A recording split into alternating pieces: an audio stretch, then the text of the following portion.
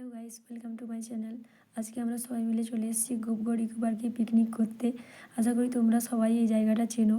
আর মেদিনীপুর থেকে যারা আছো তারা তো অবশ্যই চিনবে, কারণ মেদিনীপুরের খুবই বিখ্যাত একটা স্পট গোপগড় ইকো পার্ক। আর আজকের ওয়েদারটা দেখো কেমন মেঘলা মেঘলা আবহাওয়া। আর আজকের আমার পার্টনার হচ্ছে পুচকু সোনা, খুবই মিষ্টি একটা বাচ্চা, তো বিশাল খুশি এখানে এসে। আর এই দেখো পার্কের ভিউটা কত সুন্দর। মেঘলা ওয়েদারের জন্য হয়তো বোঝা যাচ্ছে না, নইলে সত্যিই খুবই সুন্দর ভিউ রয়েছে এখানে। আর এইদিকে দেখো আমার বান্ধবীরা বাচ্চাদের ভিড়ে মিশে একদম নিজেরা বাচ্চা হয়ে গেছে, বাচ্চাদের স্লিপারে উঠে পড়েছে। কী বলতো, ওরা বয়সের দিক থেকে হয়তো বড় হয়ে গেছে ঠিকই, কিন্তু মানসিক দিক দিয়ে একদম বাচ্চাই থেকে গেছে। আর এদের পাগলামোর কথা যতই বলি ততই কম, এরা যেখানেই যায় নিজেদের বাচ্চা মতে মেতে ওঠে। আর এটা খুবই ভালো, পুরো ওই পুচকু বাচ্চাদের মতো দেখো দোলনা দুলছে এখানে।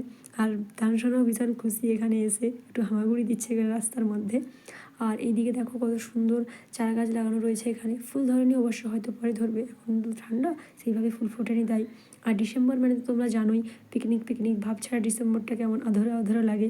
আর আমরা আমাদের প্রিয় আমাদের জেঠুর কাছে আমরা আবদার রেখেছিলাম একটা পার্কে গিয়ে আমরা ফিস্ট করব। জেঠু আমাদের সেই আবদারটা রেখেছে, কারণ জেঠু আমাদেরকে খুবই ভালোবাসে, নিজের মেয়ের মতো বললেই চলে। তাই আমাদের সবাইকে নিয়ে চলে এসেছে আজকে পিকনিক করতে। আর এইদিকে দেখো আমার বান্ধবীরা সব ফটো তুলতে ব্যস্ত। আর জেঠু ও সত্যি খুব ভালো একজন মানুষ, আমাদের এক কথায় উনি রাজি হয়ে গেছেন আমাদের ফিস্টে নিয়ে আসতে।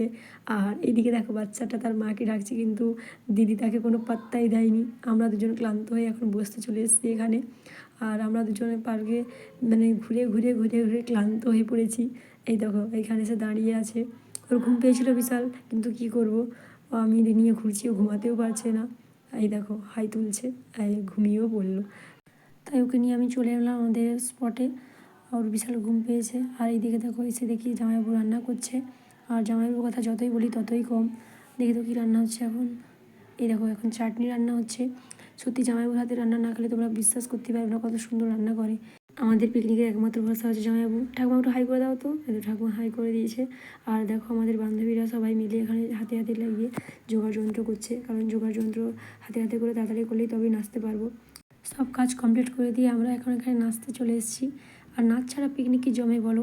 আর নাচের ভিডিওগুলো সেইভাবে ভালো আসেনি, তাই এখানে যোগ করতে পারিনি, তাই যাই এসছে তার মধ্যে একটু যোগ করে দিয়েছি। তারপর সবাই মিলে নাচা গানা হই হুল্লোড় করে সবাই আমরা খেতে বসে গেছি।